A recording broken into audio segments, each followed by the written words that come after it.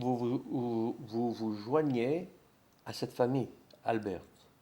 Exact. Mais voulez-vous nous décrire, s'il vous plaît, si vous vous souvenez, bien sûr, ce moment où on vous dit tu vas aller chez monsieur et madame Albert. De quelle façon prenez-vous ce moment? Si j'y pense maintenant, j'ai du mal à réaliser que je réagis de la façon suivante.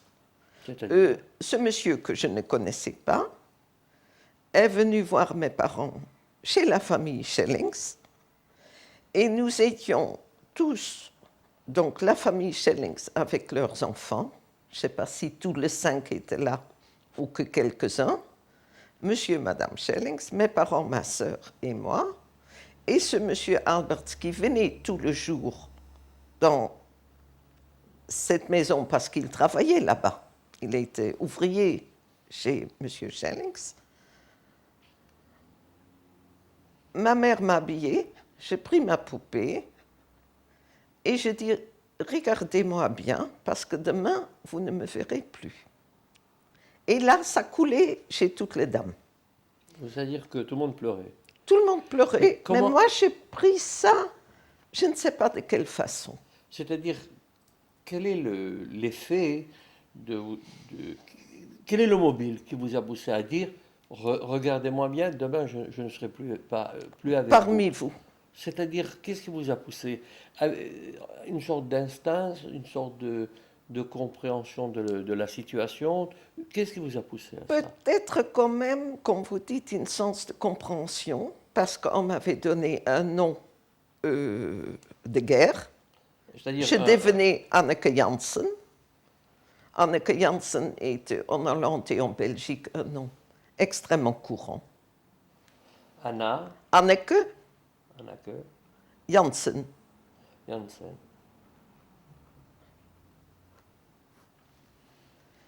Et le fait en fait, c'est un peu comme au théâtre. Vous avez un nom qui n'est pas le vôtre et vous devez vivre avec un nom qui n'est pas le vôtre. Comment vivait-on deux personnalités à cet âge-là? Je savais que c'était... Vous pouviez commettre une erreur. Vous a-t-on dit que l'erreur pourrait être fatale? Oui, mais malgré ça, que je savais que l'erreur pourrait être fatale, il m'est arrivé par la suite, une fois, et je savais que c'était très grave, que je dis à la tante Marie, qui était la femme de monsieur Albert, qui était aussi résistante, elle est transportée de courrier, j'ai appris par la suite, elle m'a demandé mon vrai nom. Et je le dis, et je savais que c'était très grave. Je ne sais pas comment c'est arrivé, je ne sais pas pourquoi, mais une fois je lui ai dit. C'était en quelle année, à votre avis? Ça a dû être au début 43, quelque chose comme ça. Donc, toute cette époque-là, en fait, si je me permets d'interpréter, vous étiez analphabète, c'est-à-dire que vous n'alliez pas à l'école, non. Vous étiez suffisamment, disons, à grande pour votre âge, mais en fait, vous ne saviez ni lire ni écrire et personne ne s'intéressait à votre éducation. Ou de quelle façon recevez-vous j'étais trop petite encore pour aller à la vraie école. Non, 5 ans. 5 ans. 5 ans. Mais personne ne s'intéressait. Non, c'était pas ça. Ce n'était pas. Ça n'avait pas tellement d'importance. L'importance était de rester en vie, de ne pas se faire remarquer, et l'importance était aussi que M. Alberts allait tout le jour travailler. Et quelles nouvelles rapportait-il? Et il transmettait à mes parents des nouvelles de moi. Et vous aviez des nouvelles de vos parents? Et j'avais des nouvelles de mes parents. Alors que faisiez-vous à longueur du journée? Monsieur et Madame Alberts avait un garçon qui avait 3 ans et demi, il était un peu plus jeune que moi. On jouait ensemble. C'est un petit village. Qui était? Smirmas. un petit village où ils habitaient à l'étage d'une assez grande maison et où les parents de madame habitaient au rez-de-chaussée. Sa mère était au courant de mes origines et son père, qui avait été directeur d'une école, était un homme très craintif et très peur, à qui on n'a pas dit la vérité sur mes origines. Et alors on disait quoi? On disait que ma mère était en Hollande malade, je crois dans le coin de Rotterdam, et qu'elle était enceinte. Elle ne pouvait pas s'occuper de moi. Ça a tenu une certaine période, cette histoire, parce qu'après quelques mois, on se demande, bien sûr, si la dame n'accouche pas. Et dans le village, on commençait à me trouver un peu de très juif. C'est-à-dire? C'est-à-dire qu'on commençait à parler un peu. Alors, monsieur et madame Alberts ont déménagé dans un autre village qui s'appelle Rekem, où je suis restée encore quelques mois.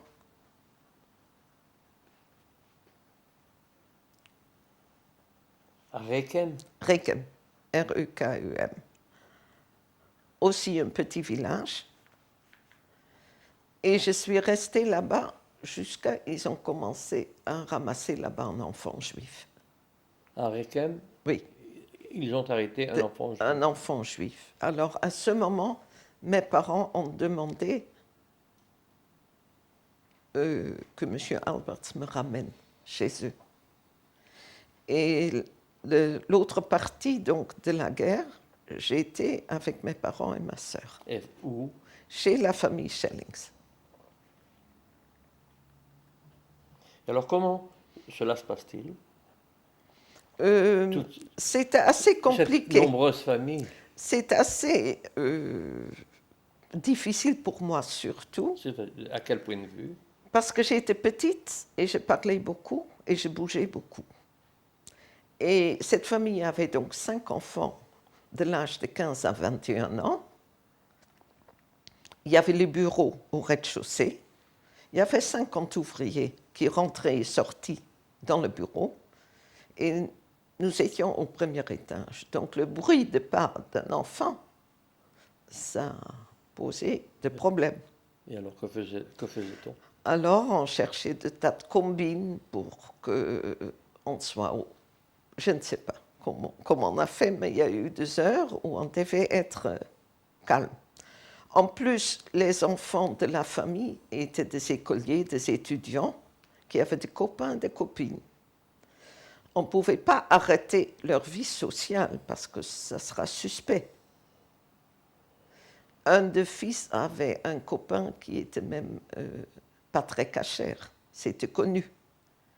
Et il avait la clé de la maison parce que ce fils était tombé malade. Et ce copain entrait et venait voir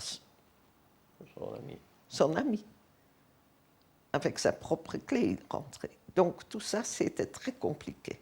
Donc votre famille était en état d'alerte perpétuelle? Perpétuelle. Et la famille Schellings avait un grand avantage. La dame était très calme. Elle était d'une calme extrême.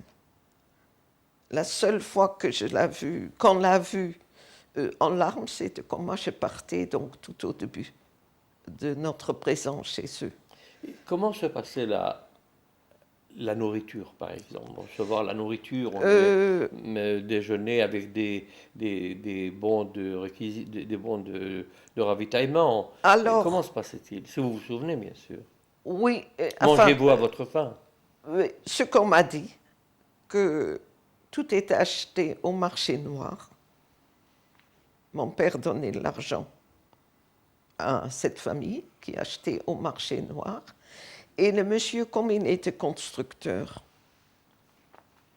il se faisait payer parfois par des fermiers en liquide, en blé, en lait, en alimentation. Donc je ne peux pas dire, je n'ai pas de souvenir d'avoir eu faim, ni en Belgique, ni en Hollande. Vous avez souvenir de votre quotidien? Vous commenciez votre journée par quoi? Parce que quand même 1 an à 2 ans, vous ne sortiez pas. Non, non. Je suis sortie une fois. Votre horizon se bornait à quoi? À quatre murs? À être à la maison. Parce que je ne pouvais plus sortir en Belgique. Je sortais, j'allais à la pêche. J'allais à l'église. Avec Albert, oui, en Belgique. Oui, j'allais à l'église, j'allais à la pêche. C'était tout près, c'était à vélo. Mais il n'y avait pas de problème avec les Allemands à la frontière? Quand il m'a amené, il connaissait les Allemands à la frontière. Donc, et le douanier, donc il a dit, j'amène cet enfant. Mais c'était qu'une fois. Une fois aller, une fois de retour. Donc votre horizon, si je puis dire, c'était la fenêtre. Vous regardiez par la fenêtre. C'était la fenêtre.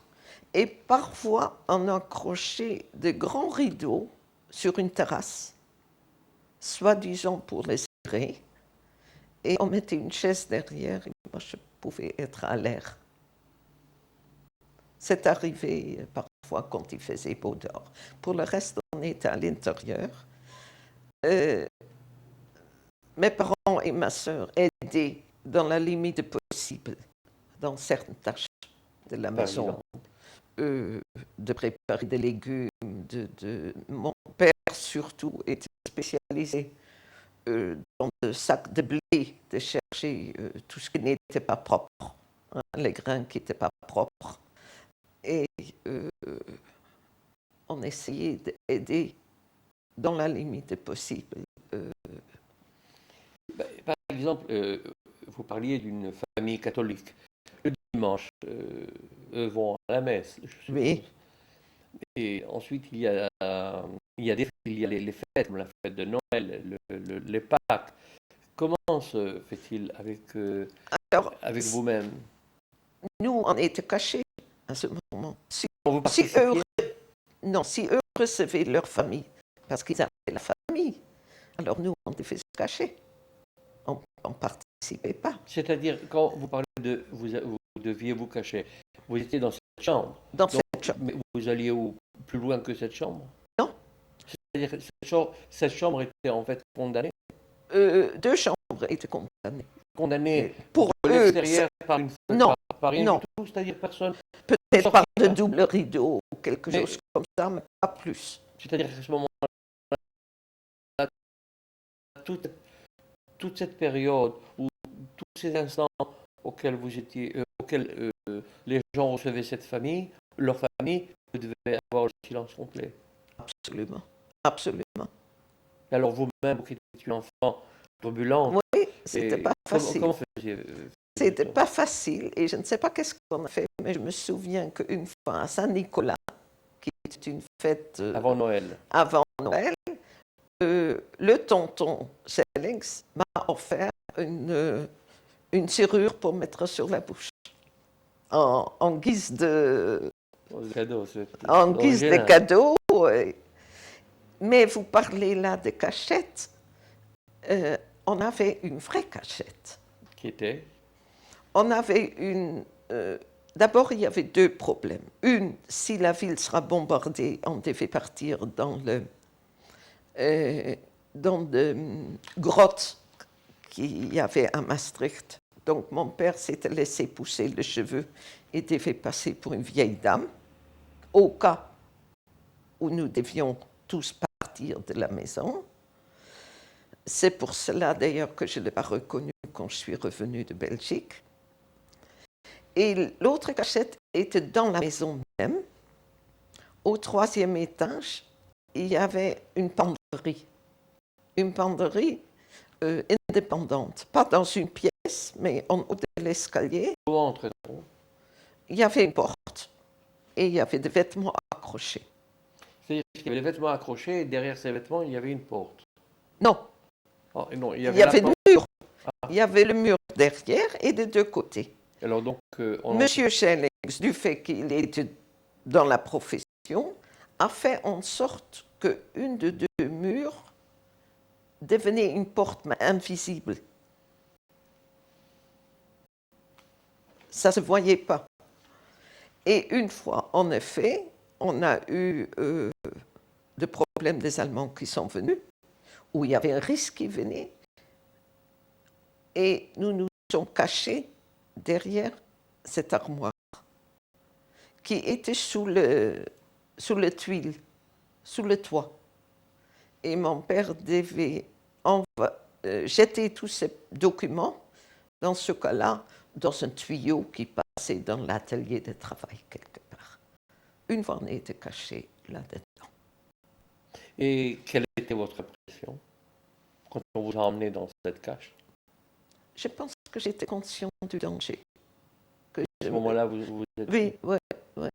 On m'a jamais dit que ça posait problème. Mais il fallait, avant d'aller dans une cache comme telle ou un autre, il fallait toujours ramasser mes affaires, parce qu'il n'y avait pas supposé d'être une petite fille. Les vêtements de ma sœur pourraient, à la limite, ça ne posait pas de problème. Ni ses livres scolaires, parce qu'il y avait quelqu'un qui lui amenait de livres à l'aide au lycée. Mais il ne fallait pas qu'il y ait des choses en moi qui traînaient, un gilet ou un pull. Mais votre sœur allait à l'école? Non. C'est-à-dire qu'elle était en âge scolaire, oui. Elle recevait les... Par un billet quelconque, elle a pu vous, ça étudier. Vous pas un peu... peut-être, voulez-vous étudier également? Ou alors vous sentez-vous quelque chose... Non, enfin, non, je n'ai pas souvenir de ça. Je ne sais pas qu'est-ce que je faisais à l'époque, mais je n'ai pas souvenir de spécial. Quelles étaient les relations parents-enfants? Mettons au courant de ce qui se passait, quand vous faisiez la morale, vous avertissez ce qui allait se passer, ou alors... Non, quelles étaient les relations? Je crois qu'ils essayaient au maximum de me protéger. En faisant... En ne pas me racontant qu'est-ce qu'ils apprenaient par la famille, par l'extérieur. Vous vivez en fait dans une sorte de bulle, une bulle? Peut-être un petit peu. Mais ça veut dire... Quels étaient vos jeux? Vous vous leviez le matin, vous étiez entre quatre murs. J'ai dû avoir de jouets. J'ai reçu à Noël, le jour de Saint-Nicolas, des jeux. J'ai dû jouer avec ma poupée, avec les jeux, apprendre un tout peu, peut-être quelques bases scolaires, pas beaucoup, je pense, parce que... Vous pensiez que cette situation était tout à fait normale ou vous pensiez que quelque chose allait changer bientôt, que vous allez sortir de cette prison un peu dorée, en fait? Pensez-vous à ça ou alors... Je pense que oui. C'était provisoire. Je pensais quand même que c'était provisoire. À vous peser quand même. Oui. Mais c'était... Je sentis certainement que ce n'était pas normal. Et comment prenait-on? Je savais quand même qu'il n'y avait que deux possibilités. La mort vous a... oui. Vous avez pensé à la mort? Oui, je savais C'est-à-dire quand même, en famille, on parle... Ça veut dire pas la mort en tant que la mort, mais les Allemands. Les Allemands. Les Allemands, c'était plutôt les Allemands. C'était tout de même omniprésent. Mais vous les aviez même en Belgique. Vous les aviez rencontrés? À la fin de la guerre? Non, mais pendant la période de votre crash, vu de la fenêtre, par exemple. Quel était... Oui, par la fenêtre, j'ai vu de Allemands qui passaient dans la rue comme ça. Des Allemands qui passaient dans la rue, dans les voitures, dans le... Oui. Et même déjà avant la guerre, il y avait... Quel est l'effet alors donc? Parce que allemand, c'était significatif de... Significatif de la mort. Mais qu'est-ce qu'était la mort, je ne savais pas. Disons la peur. La peur. Donc, on voit ces personnages dans la rue, cela développe en vous quoi? Tout de suite une peur. Et on fait quoi quand on a peur? À cet âge-là, tout au moins.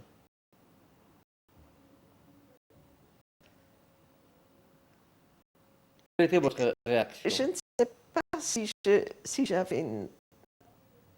Je me souviens une fois que des Allemands ou la police ou je ne sais pas qui nous a poursuivi mon père quand nous étions encore chez nous et qu'on a dû tous mettre la main en l'air comme ça devant ce type. J'avais conscience de la peur, mais pas plus. Je crois que j'étais quand même, pour le dire, assez adulte à ce niveau, au moins, pour ne pas peser sur mes parents. Je n'ai pas eu de crise de larmes, je n'ai pas eu de crise de nerfs. Même lors de la séparation en Belgique, j'ai gardé de cette période aussi un souvenir de beaucoup de chaleur, de beaucoup d'amour de ce couple et de ce petit frère. Pendant un an, à peu près. Oui, je crois que J'aimerais que, lorsque vous êtes revenu avec vos parents, comment votre vie familiale s'est réorganisée? Comment preniez-vous vos repas à la maison? à nous quatre, jamais avec la famille. C'est-à-dire vous aviez une table, vous aviez on des avait chaises, une table, on avait un lit. On avait une grande chambre au troisième étage où on dormait tous les quatre. Et au deuxième étage, au-dessus de leur petite salle à manger, parce qu'ils avaient deux salles à manger, on avait une petite chambre où on était dans la journée. Et où on mangeait, où maman tricotait, où on restait tout le temps, dans cette petite chambre, au premier étage. Et le fait de... Où on mangeait, où ma sœur, qui avait aussi un nom de guerre, et où elle appelait parfois les autres.